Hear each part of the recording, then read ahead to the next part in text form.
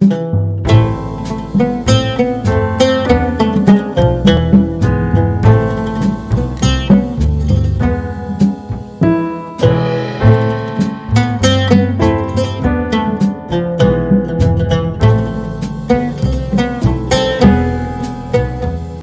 ایک لمحہ پہلے دو خوفناک درندوں کی ہیبتناک آوازوں سے جنگل گونج رہا تھا، اب سارے جنگل میں مکمل خاموشی طاری ہو گئی تھی۔ میرا دل اپنی اصلی حالت پہ آیا تو میں پائپ سلگا کر اپنے اعصاب کو بحال کرنے لگا۔ ابھی میں نے بندوق اپنی گود میں رکھ کر پائپ کے ایک دو کش لگائے ہی تھے کہ اپنے سامنے کچھ فاصلے پر مجھے شیر بھاگتا ہوا دکھائی دیا۔ وہ میری طرف نہیں، اپنے مردہ دشمن کی طرف دیکھ رہا تھا۔ میں جانتا ہوں کہ یہ واقعات پڑھ کر ایک اچھا شکاری بلا وجہ مجھ پر ایک اناڑی شکاری ہونے کا الزام لگا دے گا۔ میرے پاس دفاع کی کوئی صورت نہیں، لیکن میں اتنا ضرور کہوں گا کہ اپنی طرف سے میں نے پوری طرح کوشش کی تھی۔ جب میں نے شیر کی پشت پر گولی چلائی تو مجھے یقین تھا کہ میں نے اسے ایک مہلک ضرب لگا دی ہے، اور گولی چلانے کے بعد میں نے شیر کی جو چیخ سنی تھی اس سے مجھے یقین ہو گیا تھا کہ میں نے اسے ڈھیر کر لیا ہے۔ میری دوسری گولی سے ریچھ چت ہو گیا تھا، لہٰذا اب میں بندوق کو دوبارہ بھرنے کی ضرورت محسوس نہ کرتا تھا اور اسے اپنی گود میں رکھے ہوئے تھا۔ شیر کو ٹھیک ٹھاک دیکھ کر میں کوئی 2 سیکنڈ حیرت میں غلطاں رہا۔ اس کے بعد میں نے جلدی سے رائفل میں کارتوس بھرے۔ اب شیر مجھ سے کوئی 40 گز کے فاصلے پر تھا اور اس کی رفتار بھی مدھم ہو گئی تھی۔ وہ سامنے والی پہاڑی پر 80 ڈگری کا زاویہ بنائے ہوئے تھا۔ میں نے بندوق اٹھائی اور نشانہ باندھ کر داغ دی۔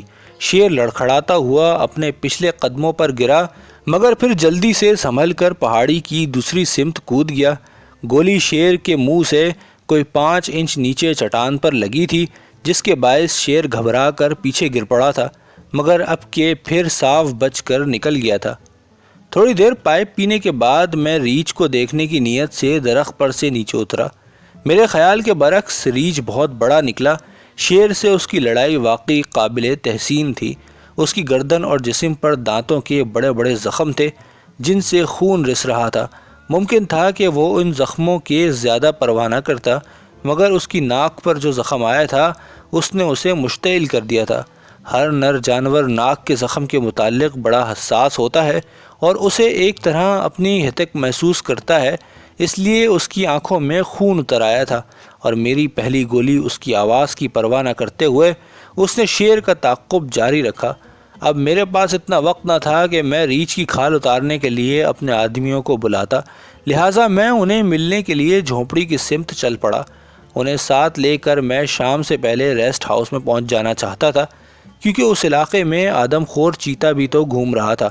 جھونپڑی کے باہر کوئی 1 درجن آدمی مجھے بڑے غور سے آتا ہوا دیکھ رہے تھے، اور جب میں ان کے پاس پہنچ گیا تو حیرت کے مارے ان کی زبانیں بند ہو گئیں۔ آخر بالا سنگھ کی آواز میں سکت آئی، اور جب اس نے مجھے ساری بات سنائی تو مجھے اس پر حیرت نہ ہوئی کہ تمام آدمی مجھے کیوں اس طرح دیکھ رہے تھے، جیسے میں مردہ ہو کر جی اٹھا تھا۔ بالآخر بالا سنگھ کہنے لگا، آپ نے ہمیں جھونپڑی کے اندر ٹھہرنے کی نصیحت کی تھی، اور جب ہم نے شیر کی پہلی گرج کے بعد آپ کی چیخ سنی تو ہمیں یقین ہو گیا کہ شیر نے آپ کو درخت سے نیچے گرا دیا ہے اور آپ زندگی کے لیے جدوجہد کر رہے ہیں۔ اور جب شیر کی گرج بند ہو گئی اور آپ کی چیخ سنائی دیتی رہی تو ہم سمجھے کہ شیر آپ کو اٹھائے لے جا رہا ہے۔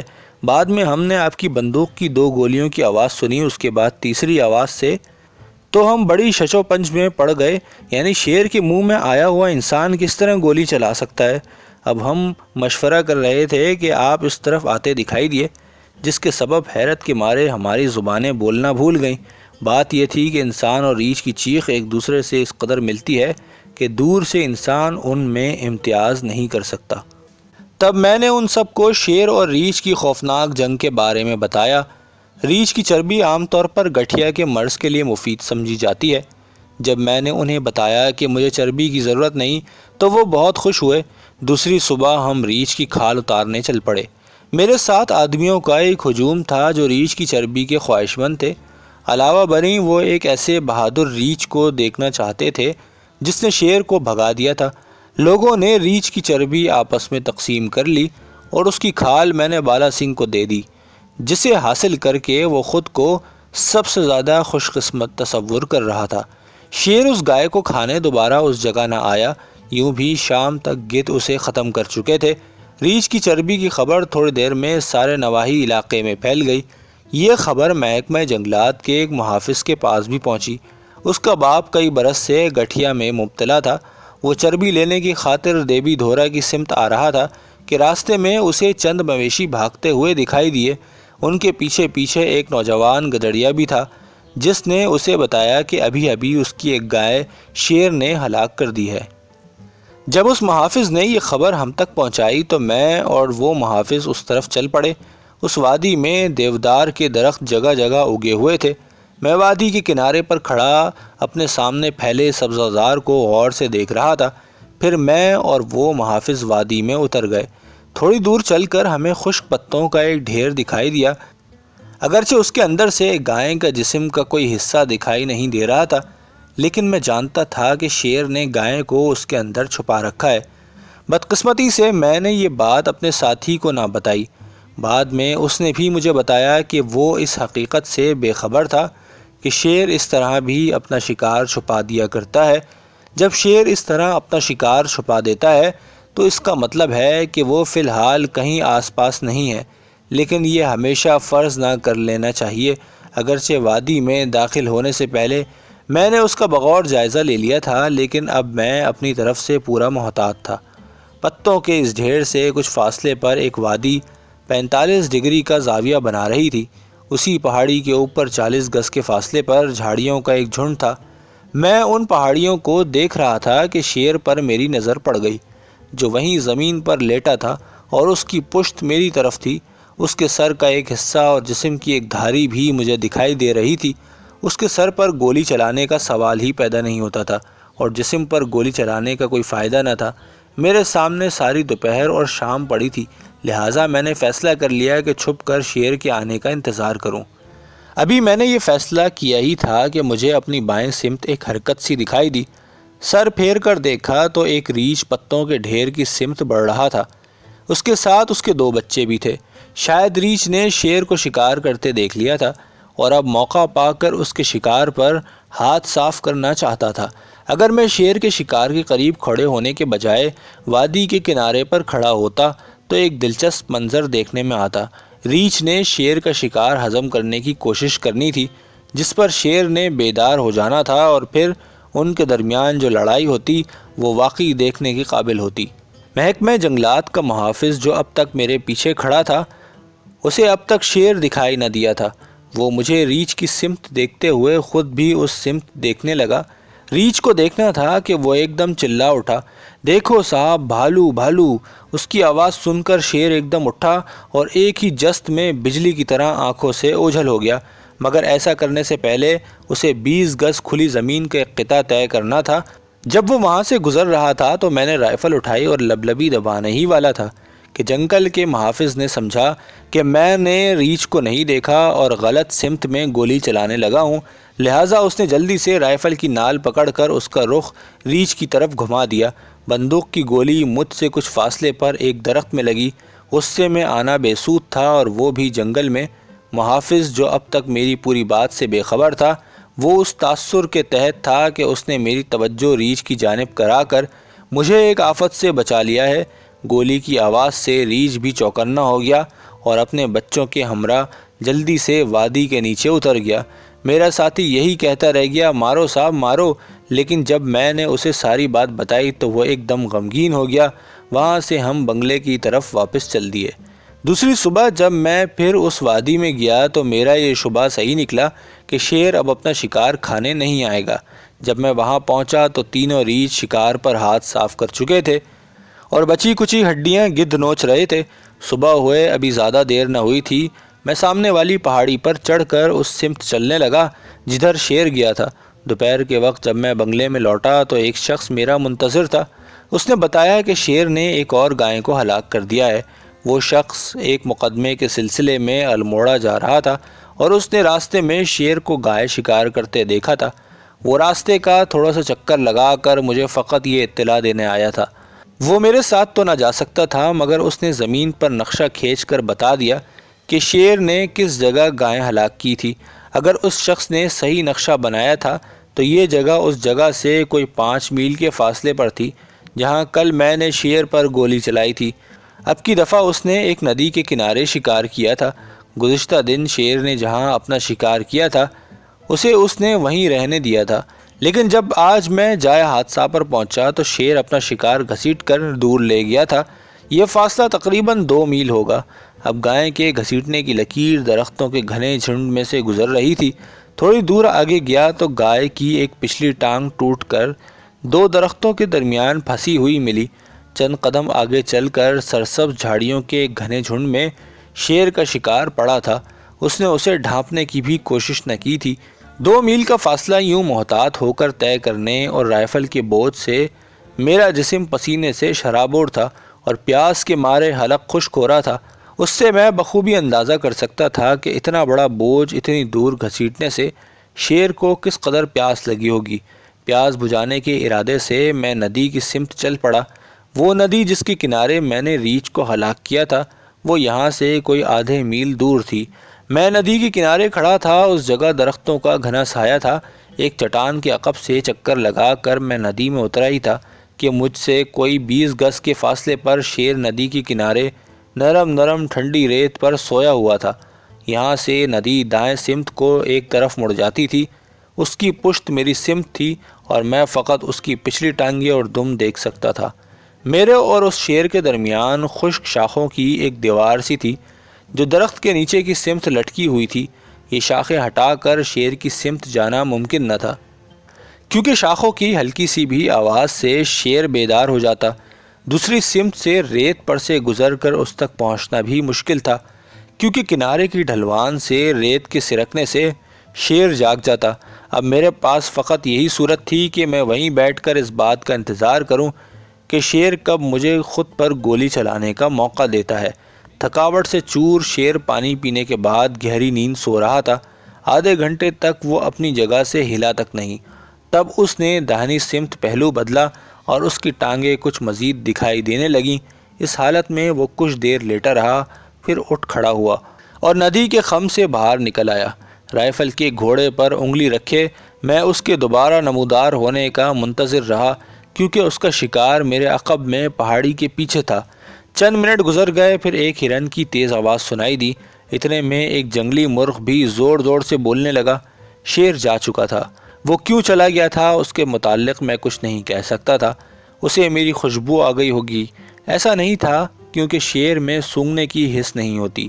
خیر، میرے لیے اس میں پریشان ہونے کی کوئی وجہ نہ تھی۔ وہ تھوڑی دیر میں ضرور اپنا شکار کھانے کے لیے آئے گا جسے وہ اتنی مشکل سے گھسیٹ کر لایا تھا۔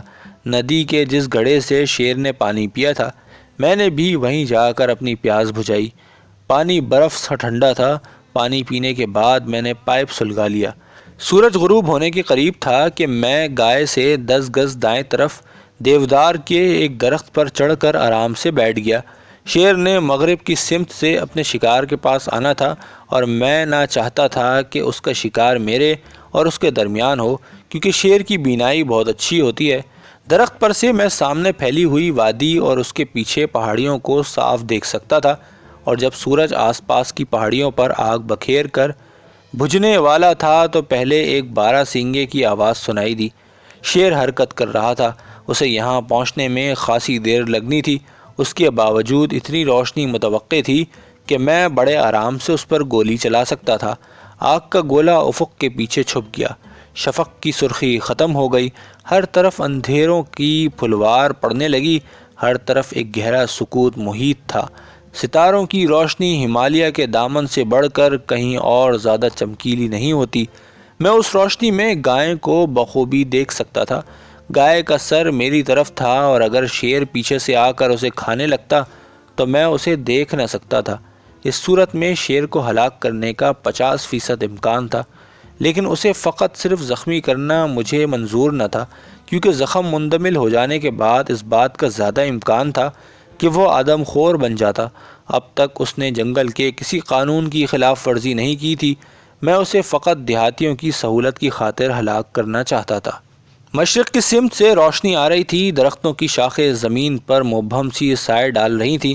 تب چاند نکل آیا اور کھلی وادی میں چاندنی کا دھارا بہنے لگا۔ اب شیر کے آنے کا وقت تھا۔ میں اسے دیکھ تو نہ سکتا تھا لیکن مجھے اس کی موجودگی کا احساس ہو رہا تھا۔ کیا وہ اپنے شکار کے پرے کھڑا مجھے دیکھ رہا تھا؟ یہ ناممکن تھا کیونکہ میں درخت کے اوپر اس طرح چھپا بیٹھا تھا کہ اس کا ایک حصہ بن کر رہ گیا تھا، اور شیر کسی وجہ کے بغیر جنگل کے ہر درخت کو بغور نہیں دیکھتا۔ اس کے باوجود شیر وہاں موجود تھا اور مجھے دیکھ رہا تھا۔ اب اتنی روشنی تھی کہ میں گرد و پیش بخوبی دیکھ سکتا تھا۔ میں نے بڑی احتیاط سے اپنی آس پاس کی زمین کا جائزہ لینا شروع کر دیا۔ جب میں نے اپنا سر داہنی طرف پھیر کر اپنے بالکل پیچھے دیکھنے کی کوشش کی تو میری نظر شیر پر پڑی۔ وہ اپنے پنجوں کے بل زمین پر بیٹھا تھا، اس کا منہ اپنے شکار کی طرف تھا، مگر وہ سر پھیر کر مجھے ہی دیکھ رہا تھا۔ جب اس نے مجھے اپنی سمت دیکھتا ہوا پایا تو اس نے اپنے کان ڈھیلے چھوڑ دیے، اور جب میں اپنی جگہ سے بالکل نہ ہلا تو اس نے پھر سے کان کھڑے کر لیے، جیسے وہ خود سے کہہ رہا ہو، خیر اب تم نے مجھے دیکھ لیا ہے، مگر اب تم کرو گے کیا؟ اور میں واقعی کچھ کر بھی نہیں سکتا تھا کیونکہ شیر پر گولی چلانے کی خاطر مجھے درخت پر پہلو بدل کر پہلے داہنی طرف اور پھر عقب کی سمت مڑنا تھا، لیکن ایسا کرنا شیر کو خبردار کرنے کے مترادف تھا، جو 15 فٹ کے فاصلے سے مجھے برابر گھورے جا رہا تھا۔ اس پر گولی چلانے کا فقط ایک ہی امکان تھا اور وہ تھا بائیں کندھے کے اوپر سے۔ میں نے اس تجویز کو لباس عمل پہنانے کا فیصلہ کر لیا۔ رائفل میرے گھٹنوں پر پڑی تھی اور اس کا منہ بائیں سمت ہی تھا، اور جب میں نے اسے بڑی آہستگی سے اٹھا کر اس کا منہ ہولے ہولے اپنی داہنی سمت پھیرنا شروع کیا تو شیر نے اپنا سر نیچا اور کان چوڑے کر لیے۔ میں وہیں کا وہیں رک گیا۔ اس پوزیشن میں شیر تب تک رہا جب تک میں اپنی جگہ سے بالکل نہ ہلا، لیکن جب میں نے پھر رائفل گھمانی شروع کی تو وہ ایک دم اپنی جگہ سے اٹھا اور سایوں میں گھل مل گیا۔ شیر ایک دفعہ پھر مجھے مات دے گیا تھا۔ میں نے سوچا کہ چاہے جتنی دیر تک درخت پر بیٹھا رہوں وہ واپس نہ آئے گا، لیکن اگر میں یہاں سے چلا جاؤں تو ممکن ہے کہ وہ لوٹ آئے، اور چونکہ وہ ساری گائے فقط ایک رات میں نہیں کھا سکتا، لہٰذا اگلے دن اس سے ٹکر لینے کا مجھے ایک اور موقع مل سکتا تھا۔ اب میرے سامنے یہ سوال تھا کہ رات کہاں بسر کروں۔ اس دن میں نے یہاں پہلے کوئی 20 میل کا فاصلہ طے کر لیا تھا۔ وہاں سے ریسٹ ہاؤس 8 میل دور تھا۔ وہاں تک پہنچنے کی مجھ میں سکت نہ تھی، اور پھر راستے میں بھرپور جنگل تھا۔ پھر میں نے سوچا کہ شکار سے کوئی 200-300 گز کے فاصلے پر کھلی وادی میں سو جاؤں، مگر مجھے آدم خور چیتے کا خیال آیا، اور آدم خور چیتے ہمیشہ رات کو شکار کرتے ہیں۔ آخر مجھے دور مویشیوں کی گھنٹیاں بجنے کی آوازیں آئیں۔ یہ دیہاتیوں کا کوئی پڑاؤ تھا۔ میں درخت سے اترا اور اس سمت چل دیا۔ تھوڑی دیر بعد میں وہاں پہنچ گیا۔ تھکاوٹ کے مارے میری بری حالت ہو رہی تھی۔ دیہاتیوں نے میری حسب توقع خاطر تواضع کی۔ پھر میں چرپائی پر لیٹ کر پائپ پینے لگا۔ دوسری صبح سورج ابھی طلوع ہو ہی رہا تھا کہ اپنے گرد و پیش کی آوازوں سے میری آنکھ کھل گئی۔ 3 آدمی میرے پاس کھڑے تھے۔ ان میں سے ایک نے گرما گرم تازہ دودھ سے بھرا ہوا پیالہ پکڑ رکھا تھا۔ انہوں نے مجھے کھانے کی پیشکش کی، مگر میں نے ان کی میزبانی کا شکریہ ادا کر کے یہ دیکھنے کی خاطر کہ اب شیر اپنا شکار کہاں لے گیا ہوگا پھر سے وادی کی سمت چل پڑا۔ مجھے دیکھ کے حیرت ہوئی کہ گائے وہیں کی وہیں جوں کی توں پڑی ہے۔ گیدڑوں سے بچانے کی خاطر میں نے اسے شاخوں سے ڈھانپ دیا اور تازہ دم ہونے کے لیے ریسٹ ہاؤس کی سمت چل پڑا۔ ہندوستانی ملازم اپنے آقا کے بڑے وفادار ہوتے ہیں۔ 24 گھنٹے کی غیر حاضری کے بعد جب میں وہاں پہنچا تو میرے ملازم حیران نہ ہوئے اور نہ ہی انہوں نے مجھ سے کوئی سوال پوچھا۔ غسل کے لیے گرم پانی تیار تھا۔ ناشتہ کرنے کے بعد میں ریسٹ ہاؤس کے سامنے والے لان میں بیٹھ کر نظروں کے سامنے پھیلی ہوئی دلکش وادی سے حز اٹھانے لگا، اور ساتھ ہی ساتھ یہ بھی سوچنے لگا کہ اب مجھے کیا کرنا چاہیے۔ نینی تال سے تو میں پانار کے آدم خور چیتے کو ہلاک کرنے آیا تھا، وہی چیتا جس نے اس روز مندر کے چبوترے پر سوئے ہوئے مسافر کی ٹانگ کھینچی تھی۔ اس کے بعد اس کے متعلق کچھ نہ سنا گیا تھا۔ لوگوں سے پوچھنے پر معلوم ہوا کہ بعض اوقات وہ چیتا کافی عرصے کے لیے دیوی دھورا سے غائب ہو جاتا ہے اور پھر ایک دن اچانک کہاں سے آ جاتا ہے۔ آج کل وہ وہاں سے غائب تھا اور کوئی نہیں کہہ سکتا تھا کہ وہ کب واپس آئے گا۔ میں تو اصل میں اس چیتے کو ہلاک کرنے آیا تھا اور اس میں مجھے ناکامی ہوئی تھی۔ اب دیوی دھورا میں مزید بیٹھے رہنا میرے لیے کسی طرح سود بند نہ تھا، لیکن مندر کے شیر کا مسئلہ بدستور میرے سامنے تھا۔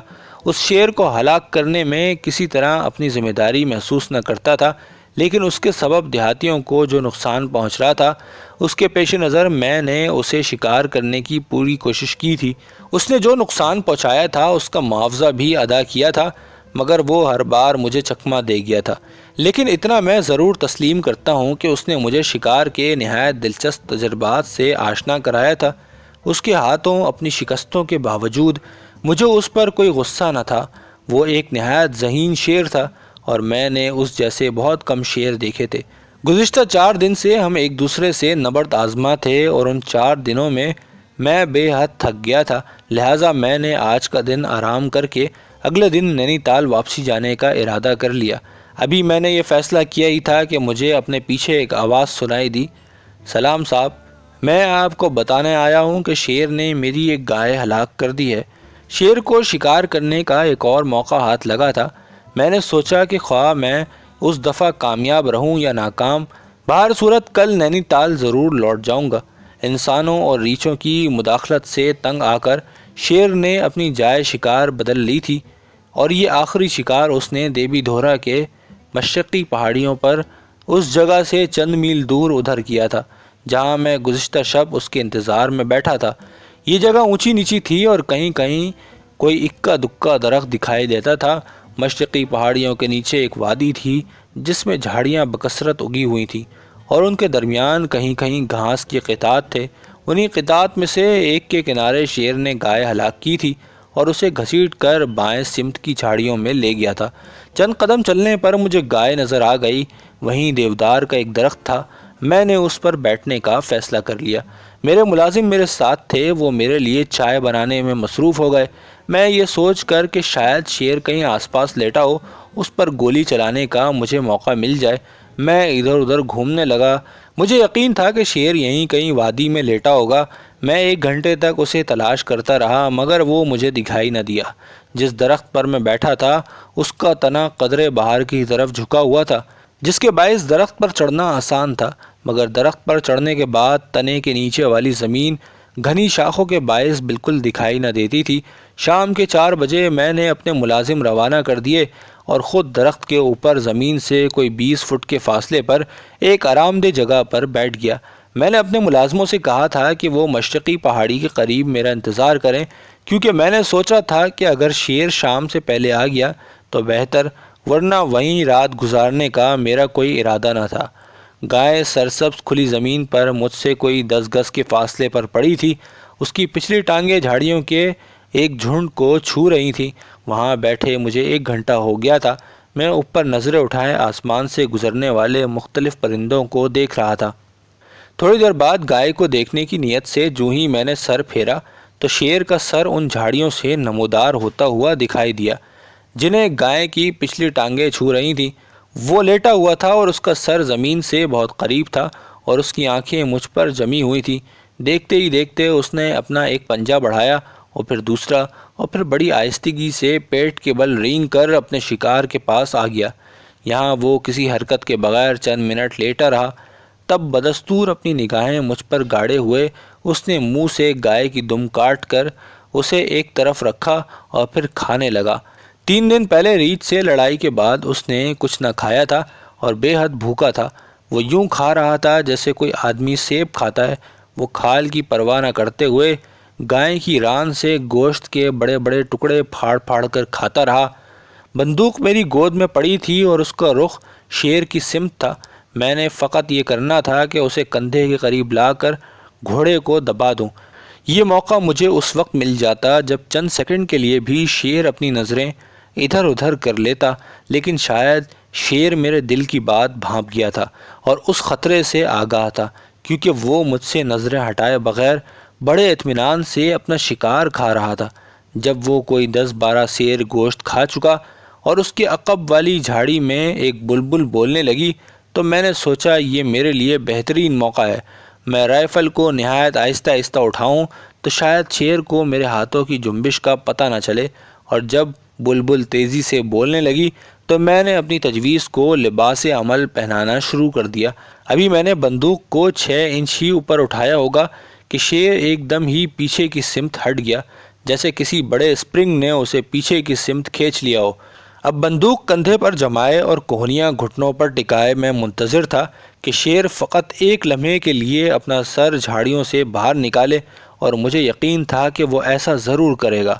وقت گزرتا گیا اور پھر مجھے شیر کی آواز سنائی دی۔ وہ جھاڑیوں کے عقب سے دبے پاؤں چل کر میرے درخت کے نیچے آن کھڑا ہوا اور اب اپنے اگلے پنجوں سے درخت کے اوپر چڑھنے کی کوشش کر رہا تھا۔ میرے اور اس کے درمیان درخت کے تنے کی گرد اگی ہوئی جھاڑیاں تھیں جن کے باعث میں اسے دیکھ نہیں سکتا تھا۔ شیر زور زور سے اپنے پنجے تنے کی گرد مار کر اس کی چھال کھرچ رہا تھا۔ میں جانتا تھا کہ کووں اور بندروں میں ظرافت کی حس ہوتی ہے، لیکن اس روز مجھے پتہ چلا کہ یہ حس شیر میں بھی موجود ہے۔ نہ ہی میں یہ جانتا تھا کہ جنگلی جانور اس قدر خوش قسمت بھی ہو سکتا ہے جتنا یہ شیر تھا۔ گزشتہ 5 دنوں میں اس نے 5 گائیں ہلاک کی تھیں۔ میں نے کوئی 8 مرتبہ اسے دیکھا تھا اور کوئی 4 مرتبہ اس پر گولی چلائی تھی، اور اب کوئی آدھے گھنٹے تک میرے سامنے بیٹھ کر مجھے گھور کر اپنا شکار کھا کر میرے درخت کی گرد چکر لگا رہا تھا جیسے میرا مذاق اڑا رہا ہو۔ اس وقت مجھے مندر کے پجاری کے وہ فقرے یاد آ رہے تھے جو اس نے برآمدے میں بیٹھ کر اس شیر کے متعلق کہے تھے۔ جناب، آپ اسے بے شک ہلاک کر دیں، مجھے کوئی اعتراض نہیں ہوگا، مگر نہ تو آپ اور نہ ہی کوئی دوسرا شکاری اسے ہلاک کرنے میں کامیاب ہو سکتا ہے۔ پجاری نے جو کہا تھا شیر اسے ثابت کر رہا تھا۔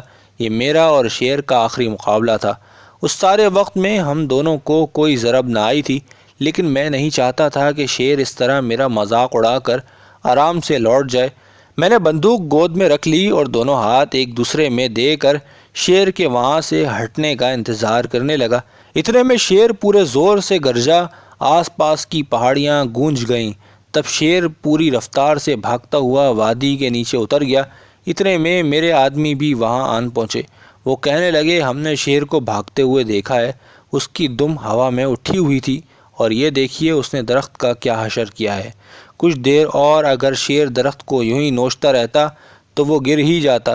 دوسرے دن میں دیبی دھورا سے رخصت ہو گیا، لیکن وہاں سے جانے سے پہلے میں نے اپنے دوستوں کو یقین دلایا کہ جب آدم خور چیتے کی سرگرمیاں یہاں بڑھ جائیں گی تو میں پھر آؤں گا۔